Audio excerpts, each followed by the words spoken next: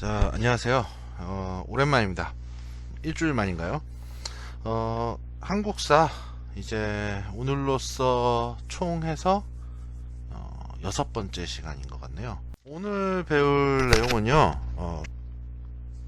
일단원이죠. 우리 문화의 형성과 고대 국가의 발전, 대단원 1단원에서 남북국의 정치 발전, 그 중에서도 발해의 성립과 발전, 그 다음에 경제활동과 사회 모습, 삼국의 경제, 이렇게 배우도록 해보겠습니다. 뭐 이쯤이라고 생각을 하는데, 이 천문령이라는 곳에서 당나라군을 대파를 합니다. 그리고 동쪽으로 더 가서 동모산이라는 곳에서 발해를 건국하게 되는 거죠. 그리고 우리는 이제 발해라고 하는데 맨 처음에 나라 이름은 진이었어요. 진이었는데 왜 발해가 됐느냐? 이제 그러니까 천문령에서 당해 추격군 대파하고 나니까 사실상 이 뭐라고 할까? 이 당나라 입장에서요. 이 발해라는 나라를 더 이상 이 대조영이 이끄는 이 국가를, 사실상의 국가를 우리가 제압을 할 수가 없겠다 하는 생각을 해준 거죠. 그래서 야, 좋아, 너 인정해 줄게, 하지만 개기지만 마 하는 식으로 하면서 대조영에게 발해군왕이라는 자귀를 내립니다. 직함을 줘요. 그래서 발해군왕이라는 직함을 주는데, 이것도 약간 이 중국이 약간 그런 당나라의 약간 쪼잔함이 돋보이는 게, 발해국왕이 아니라 발해군왕이에요. 이 얘기는 뭐냐? 이 발해국왕이 더 높은 거고요. 군왕은 그거보다 아랫등급이에요. 신라는 신라국왕이겠죠. 그러니까 그래, 너 자기를 줄 테니까 우리한테 싸움 걸진 마. 하지만 너를 정식 국왕으로 인정해 줄 순 없어.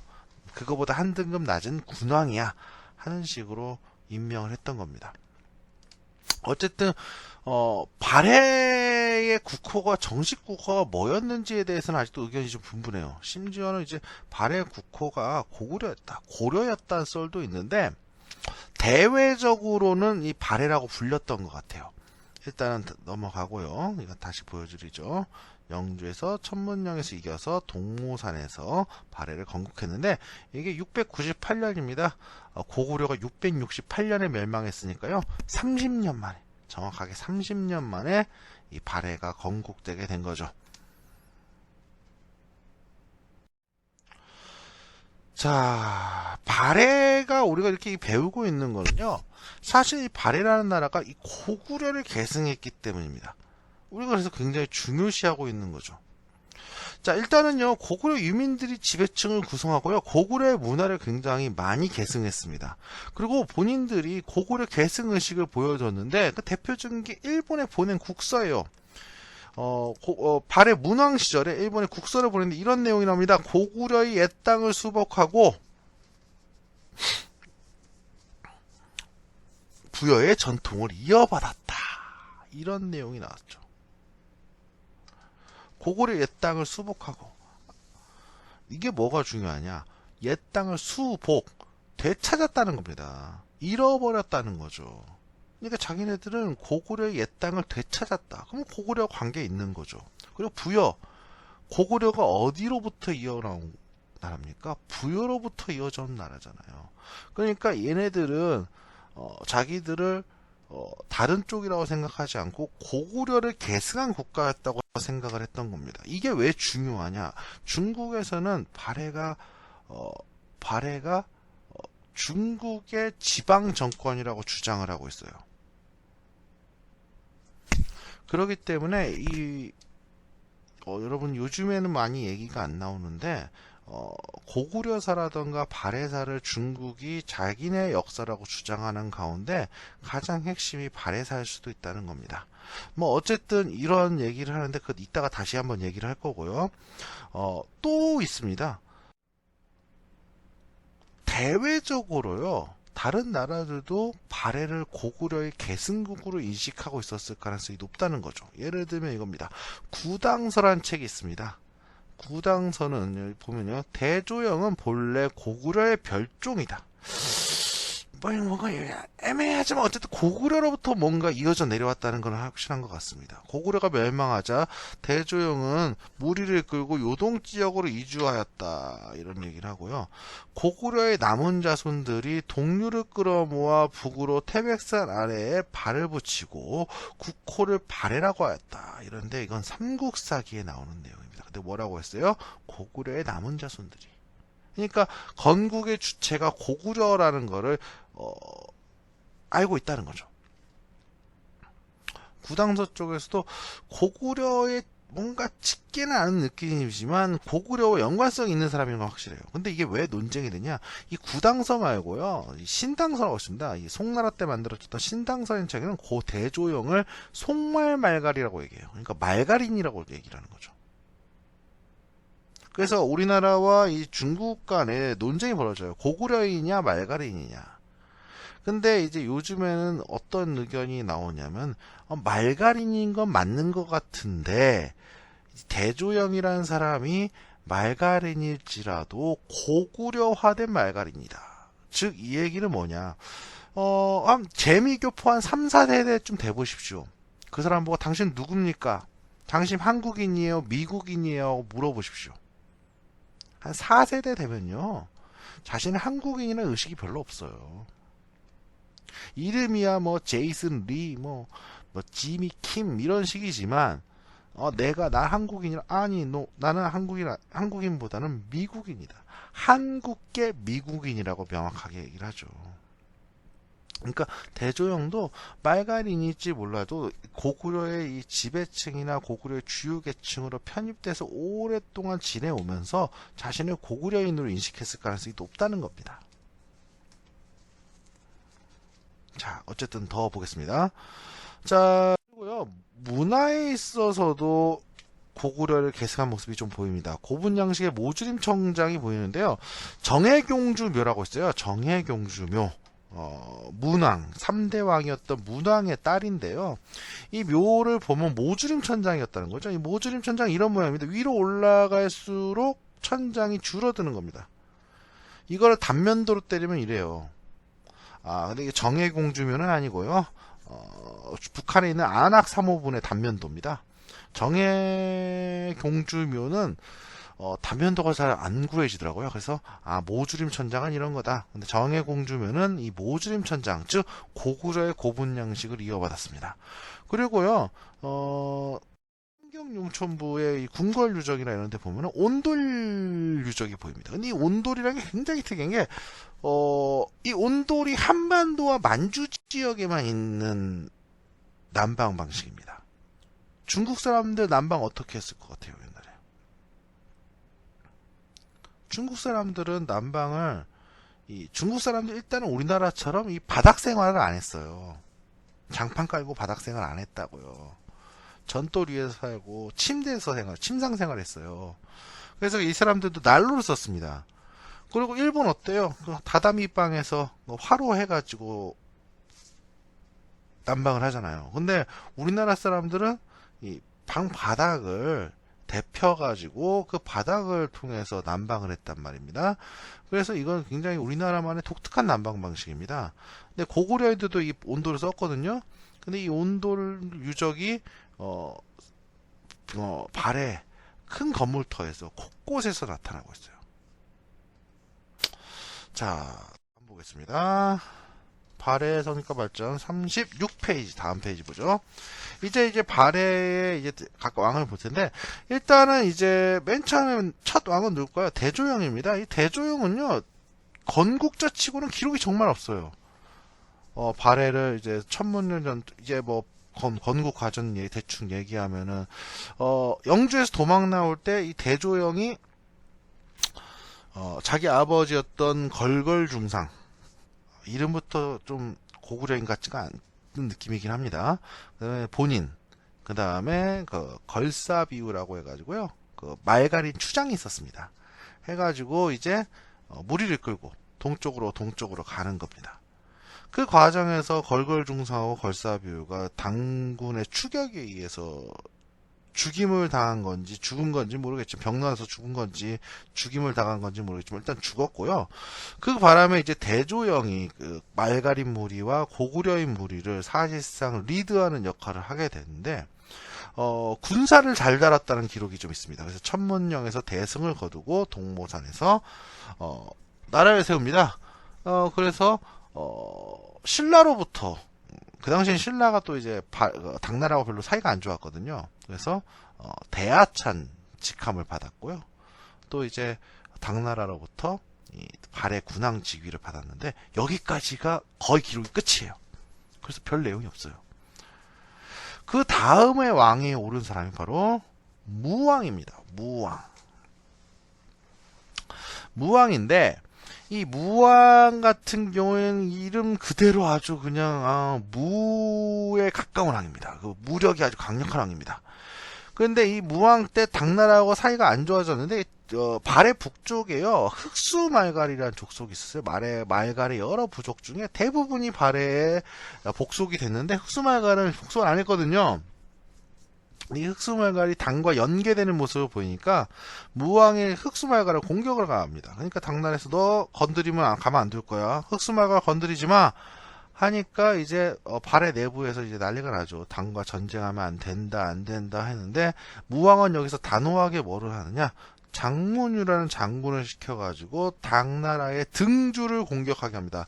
덩저우라고도 부르는데요. 이 등주가 어디냐면은 이 산동반도에 있는 데입니다.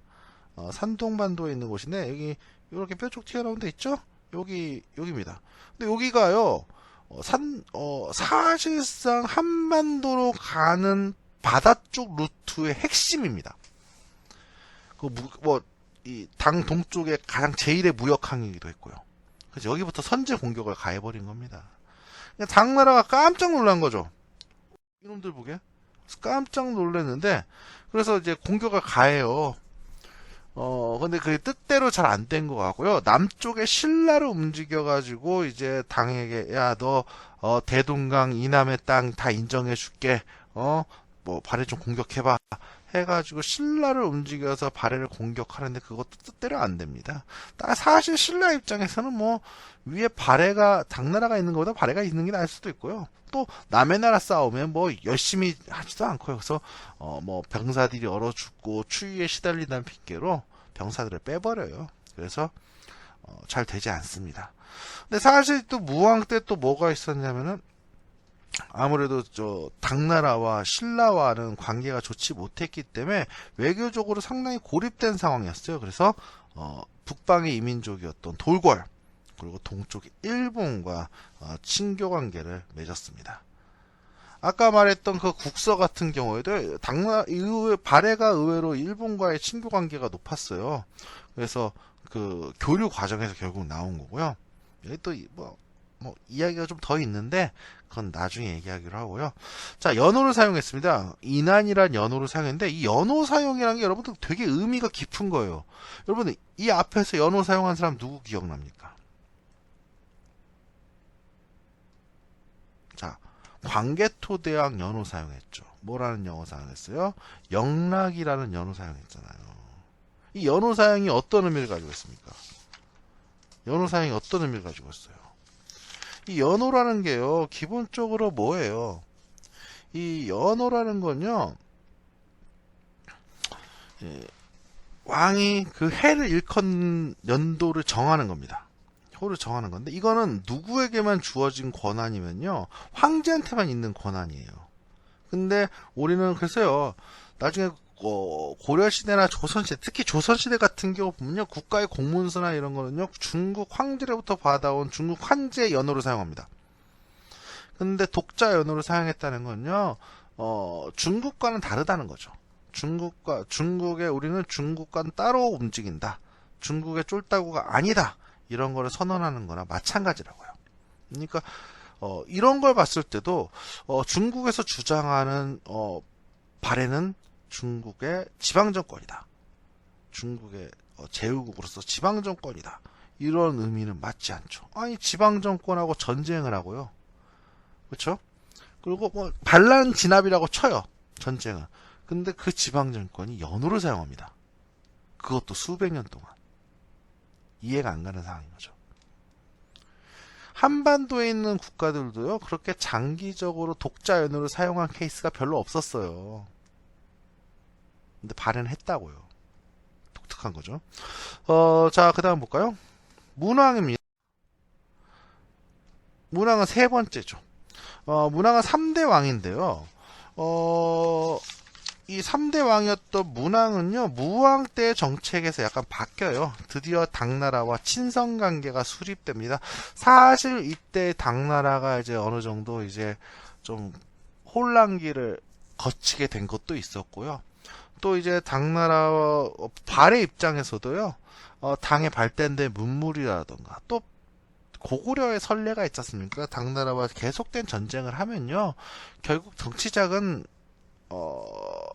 발해 쪽이 밀릴 수밖에 없다고 생각했을 수도 있었을 거예요. 그래서 당과 친선관계를 수립하고 문물을 수용하였습니다.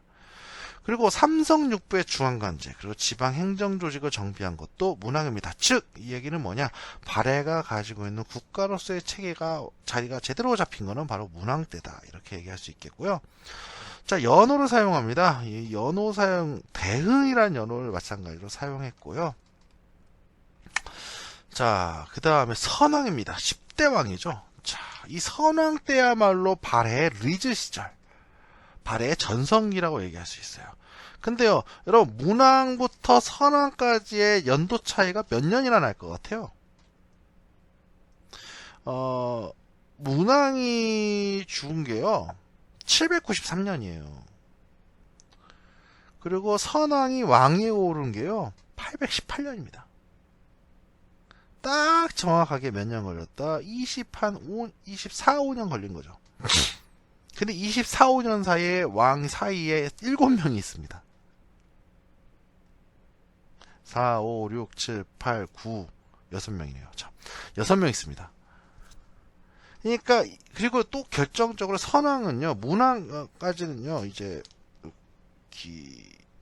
9대왕까지는요, 대조영의 후손이에요. 근데 선왕은요, 대조영의 동생이었던 대야발의 후손이에요.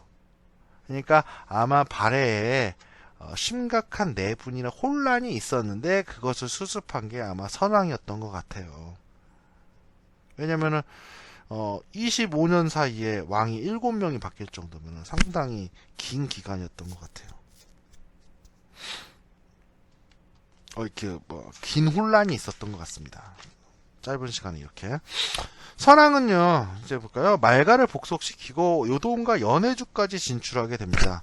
사실 발해의 지도를 보면 알겠지만요, 발해의 중심은 만주에서 동부 지역에 쏠려 있었어요. 뭐 여러 가지 이유가 있었겠죠.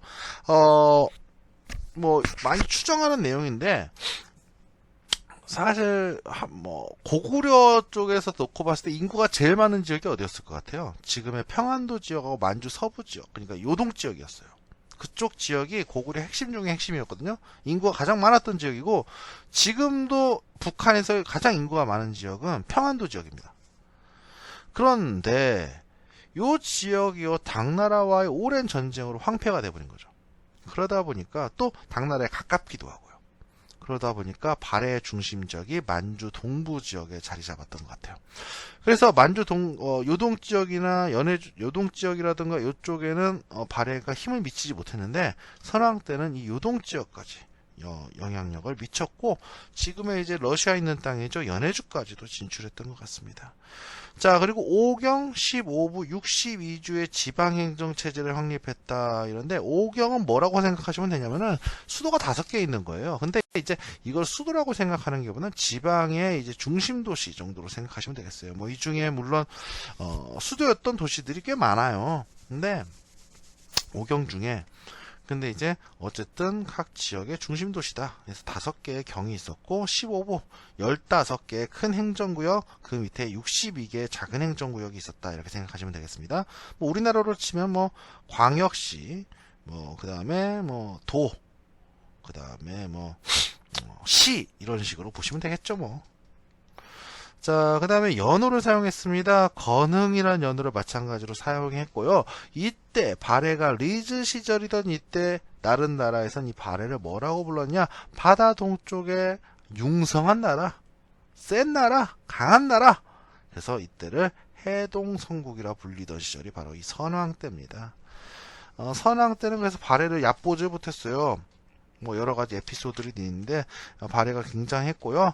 그래서 이제 바다 동쪽에 강한 나라다 하고 당나라에서 인정해 줄 정도였다. 이렇게 볼 수 있겠습니다.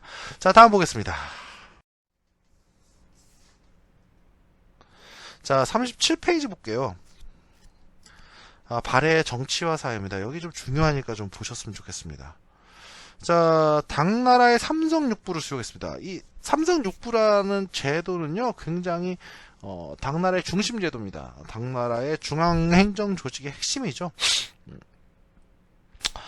근데 이 삼성육부가 우리나라는 이제 이게 고려까지도 영향을 주고요. 이후에도 굉장한 영향을 줍니다. 근데 이 삼성육부를 수용을 했는데, 들여왔죠. 근데 명칭과 운영에 이 발해의 독자성이 존재했다는 겁니다. 여기서도 이제 발해가 독자적인 국가라는 걸 알 수 있는 게 삼성육부, 성과 부를 사용하는 거는 이제 중국의 왕조들이 사용했던 거거든요. 황제국이 했던 거예요. 근데 이런 부보다는 성이 높잖아요. 그렇죠? 근데 삼성육부 이렇게 자리를 잡았는데 예를 들면 조선시대에는 최고 관서가 어디였겠어요? 의정부입니다. 그러니까 부가 제일 높은 거야. 나라에서. 성이 없고. 그러니까 한 등급 낮춰서 제후국들은 사용을 했다고요. 근데 이 발해 같은 경우에는 중국과 대등한 관제를 사용했다는 걸 알 수가 있어요. 자, 일단은 뭐 이거는 여러분들한테 어려운 이야기만 일단 내용부터 보자고요. 행정을 담당하는 정당성이란 기구가 있습니다. 삼성 중에 이 정당성의 권력이 집중됐습니다. 그리고요, 육부를 둘로 나누어서 좌사정과 우사정이 관할했다.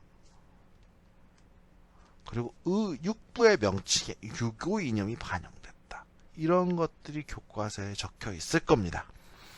자, 그러면은 한번 보죠. 이게 이제 당나라의 삼성육부입니다. 중서성, 문화성, 상서성이 있는데 이 상서성이 실무를 담당한 육부를 거느리고 있어요. 근데 정치의 중심은요, 주로 문화성이 잡고 있는 경우가 많았어요. 이 귀족들이 주로 이 문화성에 앉아 있었거든요. 근데 발해는 조금 달랐다는 겁니다. 정당성, 선조성, 중대성, 육부가 어디 밑에 있습니까? 정당성 밑에 있잖아요. 그러면 당나라로 치면 상서성이거든요. 근데 상서성격인 정당성이 육부를 관할했다는 건데 얘네의 정치가 집중됐다는 겁니다. 권력이 집중됐다는 거. 특이점이죠. 그리고 육부 밑에 뭐 더 있어요? 위에? 아니죠. 여기 육부 보십시오. 좌사정과 우사정으로 나눠서 관할했습니다. 3부씩 나눠서 관할했죠. 틀린 점이죠. 그리고 중서성, 문화성, 상사성, 정당성, 선조성, 중대성, 이호, 예병, 형공, 충인, 의지, 예신 명칭이 다 다릅니다. 독자적 명칭 사용했다고요. 그리고 또 한 가지 보시죠. 충, 인, 의, 지, 예, 신 다 뭡니까? 유교에서 중요하게 생각하는 이념들이지 않습니까? 유교 이념이 여기에 반영됐다. 명칭을 하는데 똑같은 육부라도 명칭이 달라요. 그러니까 발해는 어떻게 한다? 이런 독자적인 운영 방식을 가진 삼성육부를 가지고 있었다. 이렇게 얘기할 수 있겠습니다. 보죠. 또 계속 보겠습니다. 자, 최고 교육기관으로 주자감이 있었고요. 주자감. 그 다음에 당나라의 유학생을 파견했습니다. 이 주자감이 있는 거를 또 얘기를 하자면 주자감은 그만큼 이제 뭐한다? 유학 교육을 했던 기관일 거거든요. 그러니까 발해가 나름 유학을 좀 했다. 이렇게 볼 수 있고 당나라 유학생을 파견했는데 이 유학생들이 뭘 하냐? 빈곤과에 응시하는 케이스가 좀 있습니다. 빈곤과가 뭐냐면요. 여러분들 대학 입시를 하면 대학 입시에서 외국인 재외국민 전형 같은 거 있잖아요. 외국인들이 이제 대학에 입학하기 위한 절차 같은 게 있다면요. 왜 당나라는 상당히 국제적인 국가였어요. 사실. 그래서 외국인들 유학생들이 많았는데 이 외국인들을 대상으로 과거 시험을 보게 해줘서 이 과거에 합격을 하면 뭐를 시켜줬다? 당나라의 관리를 시켜줬습니다. 이 공무원 시험을요 어떻게 했다? 외국인한테도 문호를 연 거죠. 요즘에서도 보기 힘든 걸 겁니다. 근데 이 빈곤과에 신라라던가 발해 사람들도 많이 응시를 해서 또 많이 합격을 했어요. 자, 오경 15부 62주. 예, 아까 얘기했죠. 오경 15부 62주. 이게 바로 이제 발해 지방행정기구였는데, 요것이 이제 성립됐습니다. 그리고 지방관을 각지에 파견했고요. 말달행정기관이 있던 게 이제 주 같은데, 주 밑에는 이제 뭐가 있다? 이제, 촌이 있었습니다. 촌. 근데 이 촌은요, 이제 관리가 파견이 안 되고요. 이 촌장 혹은 촌주라는 사람이 있어서 이 지역을 통제했던 것 같습니다. 그 다음에 군사조직으로는 10위가 있었는데 중앙군입니다. 중앙군으로서 10위. 중앙군의 역할이 뭘까요, 여러분은?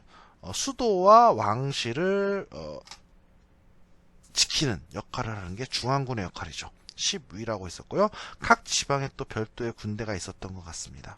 자, 그리고 고구려인이 지배층의 다수를 구성했습니다. 그래서 고구려 지배층을 보면은 말갈인이 없었다. 이 발해라는 나라가 고구려인만으로 구성된 나라는 아니었어요. 고구려인과 말갈인으로 구성된 나라였는데, 그러다 보니까 중국 쪽은 이 말갈인이 더 숫자가 많으니까 중국계 왕조다. 중국의 이제 지방정권이다.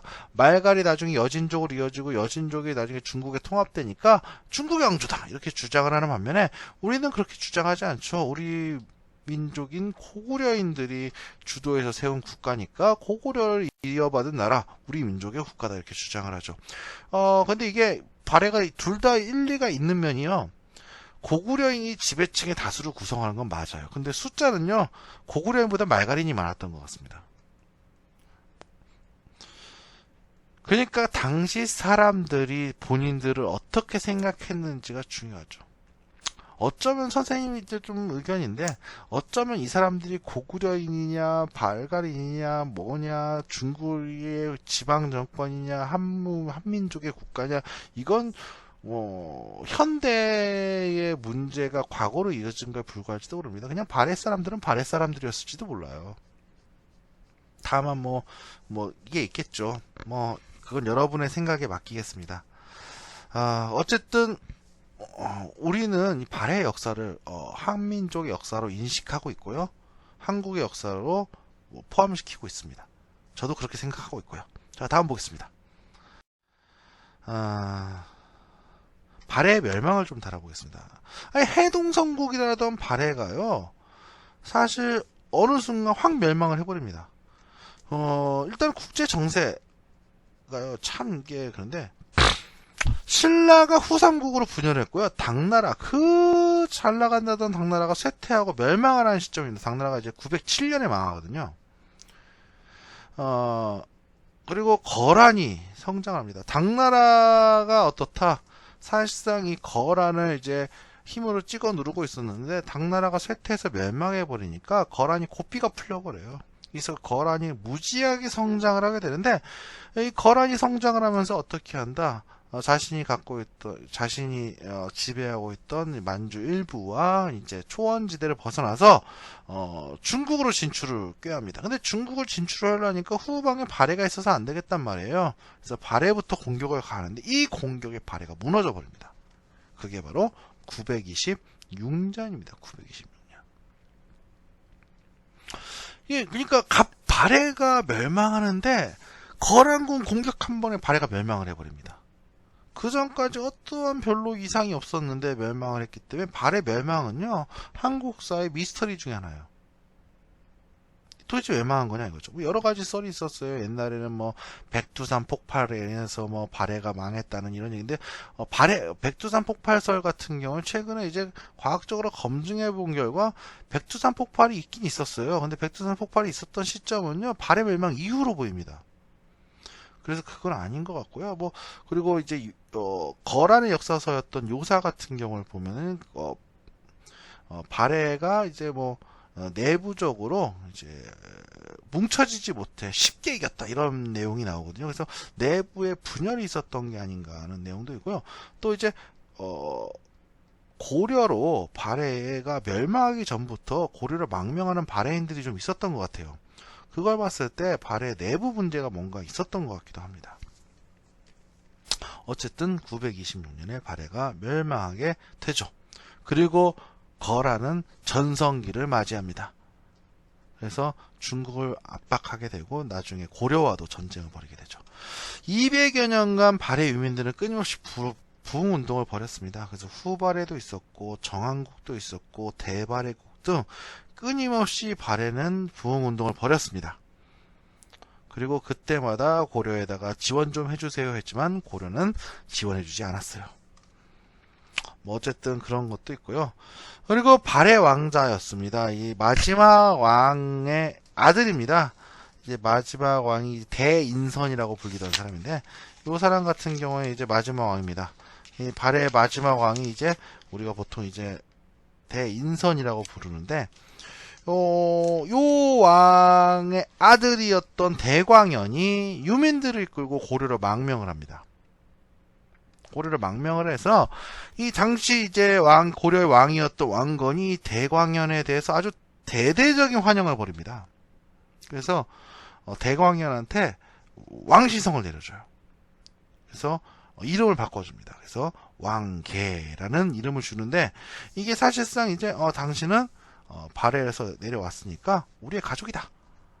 왕실의 가족이나 다름없다 하면서 왕계라는 이름을 주고 발해의 역대 제사를 받게 해줬습니다. 그리고 이제 고려의 역사서였던 고려사의 기록을 보면요, 발해 유민들이 거의 한 200년 가까이 계속 내려옵니다. 거기 기록된 인원만 해도 20만에 가까워요. 그러니까 절대 작은 수가 아니죠. 그래서 이제 이 발해가 멸망하고 나서 고려가 이 발해를 흡수하는 과정을 놓고서요, 사실 신라가 삼국을 통일했다고 하지만 북쪽에 발해가 있는 걸로 해서 이거 불완전한 통일로 보는 사람들이 꽤 있어요. 그래서 우리의 실질적인 통일, 한민족의 실질적인 통일은 이 고려다. 왜? 신라 때는 떨어져 있던 발해를 실질적으로 유민들을 계속 흡수하면서 이 발해의 요소까지 우리가 받아들였기 때문에 실질적 우리 민족의 통일은 고려 때부터라, 이렇게 주장하는 학자들도 계십니다. 그리고 기록상 20만 정도 들어왔다고 하지만 실질적으로 아마 더 들어왔을 거예요. 또 이제 나중에 후삼국 얘기하면서 또 이 발해와 관련된 얘기를 또 하겠습니다. 자, 그리고 이렇게 얘기하고 다음 보도록 할게요. 자, 경제활동과 사회 모습입니다. 자, 그 중에서 삼국의 경제 38페이지 보겠습니다. 자, 귀족 중심의 경제생활 이렇게 나오는데요. 자, 일단 왕토사상이라는 얘기가 나옵니다. 삼국이 고대 국가로 성장하는 과정에서 나라 안의 모든 땅은 왕의 땅이다.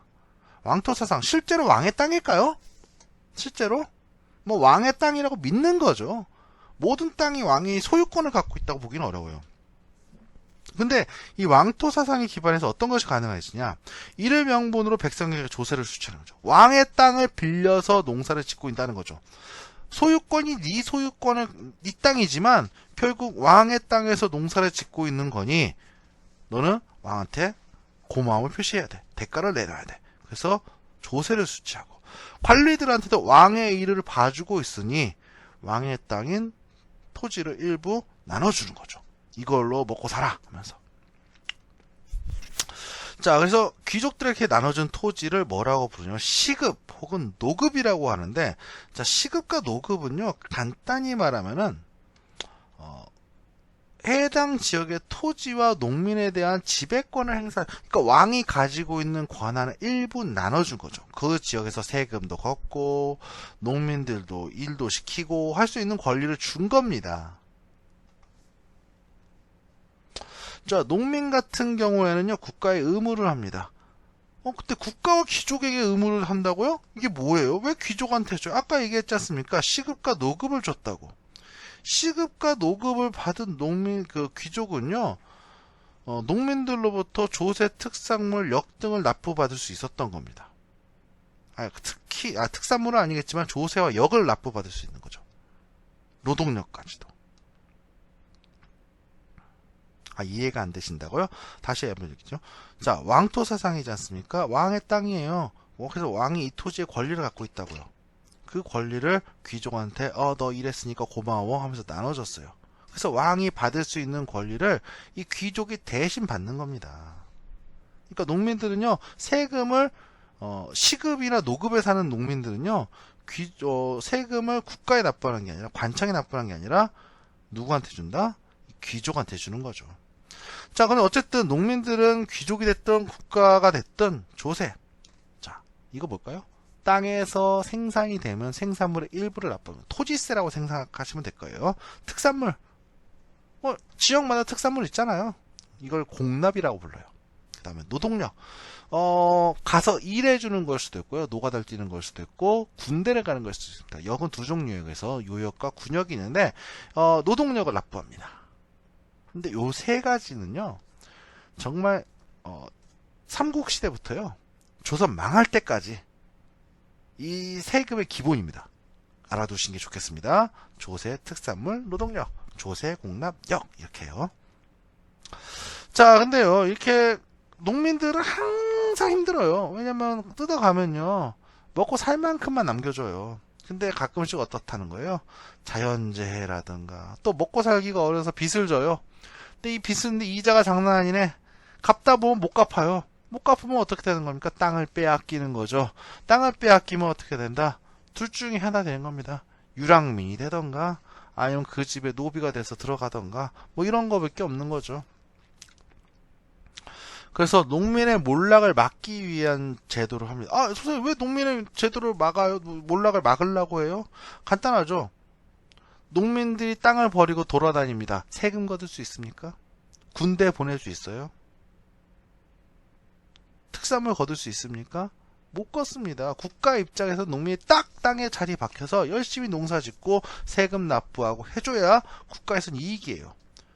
또는 고리대 등으로 인해서 토지를 버리고요. 뺏기고요. 그 집에 노비로 들어갑니다. 노비한테는요. 세금 못 걷습니다. 군역 못 치르게 합니다. 그렇기 때문에 국가 입장에서는 이걸 막아야 돼요. 그래서 농민의 몰락을 막기 위해서 고구려에서는 진대법이라는 제도를 줬습니다. 봄철에 곡식을 빌려줬다가 가을에 추수하면 어떻게 한다? 그것을 갚게끔 하는 겁니다. 요건 조금 이따가 다시 한번 이야기할 기회가 있습니다. 자, 계속 보죠. 철제농기구 보급과 우경실시. 저번에 철기시대 얘기하면서 철제농기구의 효용성에 대해서 이야기를 했을 겁니다. 삼국시대는요, 그래서 이 철제농기구를 보급하고자 노력했어요. 일단은 농업과 관련한 얘기를 하죠. 전반적으로 농업 생산력이 낮았어요. 스님, 농업 생산량이 신석기 시대부터 청동기 시대부터 철기 시대가 높아졌다며요. 그래도 오늘날이나 멀리 봐도 고려 시대나 조선 시대에 비하면요, 삼국 시대 농업 수준은 굉장히 낮을 수밖에 없습니다. 일단 지금보다 농경지도 작았을 거예요. 예를 들면은 저기 지금의 우리나라 최대 평야지대였던 호남평야 같은 경우에도 삼국시대까지만 해도 호남평야의 상당수는 늪지였다는 얘기도 있어요. 자, 농업 생산력을 높이기 위해서 여러 시책을 장려했는데 대표적으로 청제농기구 보급하고요, 우경 장려하고 황무지 개척. 황무지 개척하면 이 땅에서 뭐 할 수 있어요? 세금 거둘 수 있잖아요. 그리고 수리시설 확충하고. 근데 왜 이렇게 농업에 힘을 썼을까요? 세금 거두려고. 맞습니다. 세금 거두려고. 근데 세금 거두면 뭐 할 수 있어요? 그걸로 군인도 더 만들고 무기도 더 만들 수 있고요. 또 농업이 잘 돼서요, 먹고 살만해져요. 그럼 인구가 증가하겠죠? 인구가 증가하면 백성 숫자가 늘어나니 군인 쪽수도 늘어나죠. 그러면 또 세금도 더 거둘 수 있고 또 인구가 늘어나니까. 그러니까 국가 입장에서는 농업을 통해서 인구도 증가시키고 국가의 수익도 증가시키고 군인 숫자도 늘리고, 그러니까 농업이 굉장히 중요한 겁니다.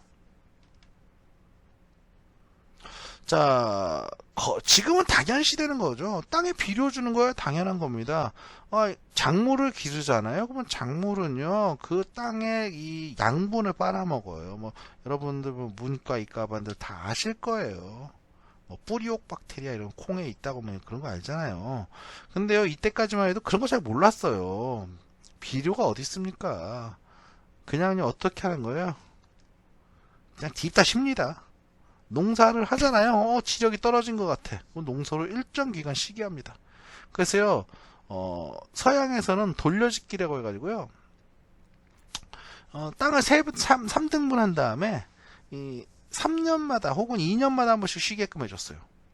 땅을. 뭐 그런 것도 있고요. 뭐 하여간 이제 계속 보겠습니다. 이제 농사를 쉬게끔 만드는 겁니다. 그러면 자연스럽게 이제 뭐가 또 토지의 독소가 사라지고 양분이 차오르는 거죠. 그럼 다시 농사 짓고. 그러니까 토지에 이런 거를 완벽하게 못 쓰는 거예요. 토지가 한 일정 부분의 토지는 한 1년 노는 거예요. 이걸 언제 극복될까요? 휴안농법은요. 잘해야 고려 말 돼야 극복이 됩니다. 자, 39페이지 가겠습니다. 자, 삼공업과 대외무역 보겠습니다. 삼국시대 상공업 볼까요? 자, 수공업 생산을 담당하는 관청을 설치를 했습니다. 그리고 그 안에 장인들이 있었을 겁니다. 이 장인들은 아마도 신분이 이제 노비였다는 설도 있는데 뭐 정확하게 모르겠어요. 하지만 관청에 매여 있었던 건 맞아요 것 같아요. 그래서 관청을 중심으로 이제 이 수공업이 있었고요. 그래서 우리가 알고 있는 화려한 뭐 유물이라든가 무기라든가 문방구라든가 이런 것들은 이 관청에서 생산했던 것 같습니다. 그래서 국가나 왕실이 필요한 물품을 생산을 했고요. 그리고 수도의 시장을 개설했습니다. 뭐 그래서 신라 같은 경우에 지중왕 때 경주에 동시라는 시장을 열었다고도 하고요. 지방 특산물 매매하는 행상 존재했다고 얘기를 하는데요. 여러분 앞에서 배웠을 때 혹시 그 미천왕 얘기 좀 들었나 모르겠습니다. 이 미천왕이 사실 우리나라 왕 중에 특이하게 이제 백성들과 부대끼며 산 삶이 길었단 말이죠. 근데 미천왕 같은 경우 뭐 했냐면 소금 장사를 했어요. 소금을 지면서 돌아다니면서 소금을 팔고 다녔다는 거죠. 어쨌든 돌아다니면서 물건을 파는 상인들이 있었다. 요거를 알 수 있는 중요한 기록이죠. 자, 삼국시대의 국제무역을 좀 살펴보겠습니다. 교역은 주로 공무역의 형태로 이루어졌다. 이건데 이거는 뭐냐면요. 상인들이 개별적으로 민간 상인들이 왕래를 하면서 무역을 하는 것보다는 국가의 사신들이요. 국가의 사신이 사신만 가는 게 아니라 선물을 들고 갑니다. 선물. 뭐 중국한테 우리가 조공이라고 하죠. 이걸 들고 가요. 이거 받치면 이거 그래서 선물입니다 혹은 조공입니다 하고 받치면요 그쪽에서도 받고 아이씨 고마워 이제 가봐 하고 입 싹 닦아버리면 누가 그거 가겠습니까? 먼 길을. 그럼 어떻게 고마워 이런 물건들 왔군 우리도 너를 위해서 선물을 준비했어 하면서 마찬가지로 물건을 주는 겁니다. 그러니까 엄밀히 말하면 서로 선물 교환처럼 보이지만 그 양이 어마어마해요. 그러다 보니까 이게 마치 뭐처럼 된다? 무역 활동처럼 물물 교환하듯이 무역이 됐다는 거죠. 그걸 이제 공무역이라고 부릅니다. 공무역은요, 뭐 중국어만 한 건 아니었어요. 중국어만 한 건 아니었고요. 일본도 하고 했어요. 사신 보내면 서로 선물 주고받고 했다고요. 자, 그리고요, 주로 이제 우리가 수출하는 건 금, 은, 인삼, 직물 이제 섬유죠. 이제 천이에요. 이런 거 수출하고 비단. 역시 중국하면 비단입니다.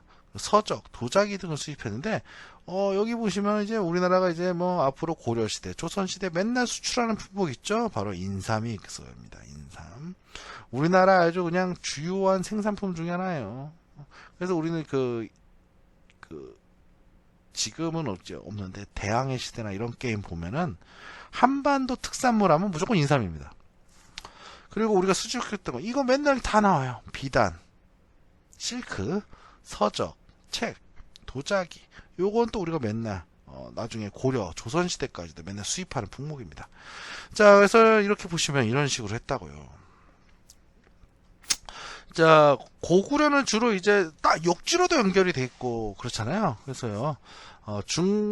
바다로는 중국의 남조, 육지로는 북조, 또 북쪽으로는 이제 유목민족과도 교역을 했던 걸로 보이고요.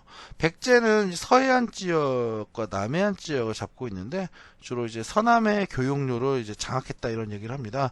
이해가 안 갈 거예요. 여러분 무슨 백제가 이만한 나라가 어떻게 서남의 교역로를 장악했냐는데 단적으로 얘기하죠.